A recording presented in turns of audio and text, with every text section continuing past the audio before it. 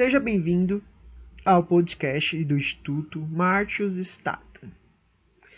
Hoje acompanharemos a leitura dos capítulos 2 e 3 da obra História Verdadeira de Hans Staden. Acompanhe a nossa programação cultural por meio das redes sociais Instituto Martius Staten, no Facebook, Instagram e YouTube. Capítulo 2. Início da minha primeira viagem de Lisboa, em Portugal. De Lisboa, singramos juntamente com um pequeno navio, que pertencia também ao nosso capitão, e alcançamos a Madeira.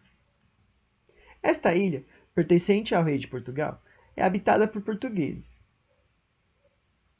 É terra feraz, produz vinho e açúcar. Numa cidade chamada Funchal, nos abastecemos de víveres e seguimos para a cidade Inguir Ufrane, em Marrocos, que é governada por um príncipe dos mouros, um xerife. Ela pertenceu anteriormente ao rei de Portugal, mas foi-lhe tomada pelo xerife. No porto de Inguir Ufrane, esperávamos encontrar navios que, como já foi mencionado, comerciassem com os gentios. Quando chegamos às vizinhanças da costa, encontramos muitos pescadores castelhanos, e soubemos por eles que havia navios ancorados no porto. Quando nos aproximávamos, surgiu deste um navio inteiramente carregado. Nós o seguimos e o aprisionamos. A equipe, porém, escapou em um barco. Avistamos então um bote que jazia abandonado na praia, do qual poderíamos nos utilizar conjuntamente com o navio capturado. Navegamos para lá e nos apoderamos dele. Os mouros, que apressadamente para aí cavalgaram e quiseram defendê-lo, tiveram que retroceder à frente da nossa artilharia. Com a nossa presa, que consistia de açúcar, amêndoas, tâmaras, peles de cabra e goma arábica, um carregamento bom e intacto, voltamos à Ilha da Madeira. Despachamos os pequenos navios para Lisboa, no intento de relatar ao rei o fato e consultá-lo sobre o destino a ser dado à presa, pois pertencia em parte a mercadores de Valência e Castelo. O rei respondeu-nos que devíamos deixar a presa na ilha e prosseguir nossa viagem. Nesse interim, colheria ele informações exatas. Agimos como ordenara e velejamos de novo para Inguir Ufrane, para ver se poderíamos conseguir mais alguma presa. Não teve sucesso, porém, o nosso empreendimento. O vento era muito desfavorável na costa e frustrou o nosso plano.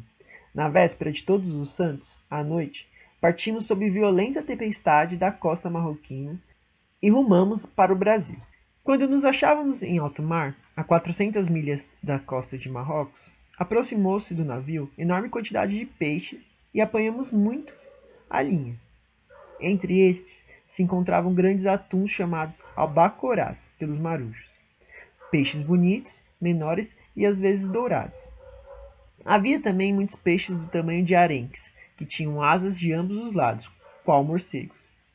Quando percebiam atrás de si peixes grandes, dos quais eram muitos perseguidos, levantavam-se em elevado número e voavam por sobre a superfície da água, cerca de 2 braças. Alguns tão longe que se perdiam de vista. À noite, às vezes, rebentavam fortes trovoadas com chuva e vento. Elas se armavam e depressa desencadeavam. Tínhamos que estar muito atentos para que não nos surpreendêssemos sob as velas, e mergulhavam na água de novo. Muitas vezes os encontramos no navio pela manhã, quando em seu voo durante a noite caíram. Em português, chamam-se peixes voadores. Aproximamo-nos depois do Equador. Era aí muito quente, pois o sol do meio-dia tombava a pino sobre nós, e prolongava-se a calmaria por dias afora. Quando sobreveio certa vez um vento que, desdobrando-se em tempestade durante muitos dias, soprou em contrário.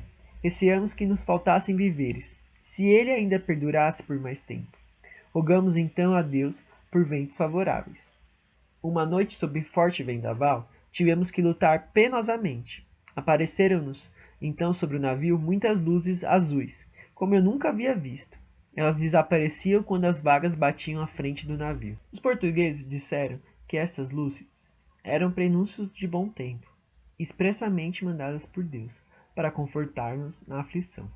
Agradeceram por isso ao Senhor, numa oração em comum, após que sumiram-se as luzes. Chamam-nas fogo de Santelmo, ou Corpo Santo. Ao romper do dia, o tempo melhorara, levantando-se vento favorável. Vimos, pois, que as luzes deviam ser um milagre de Deus.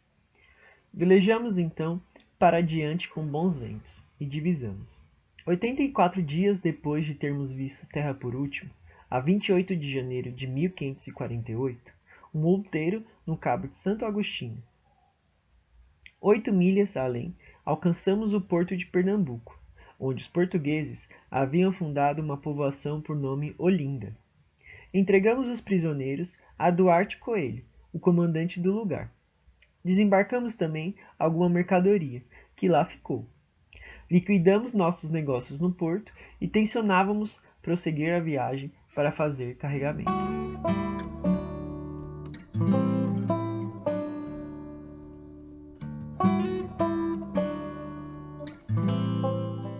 Capítulo 3. Como os selvagens de Pernambuco se rebelaram e quiseram destruir uma povoação dos portugueses.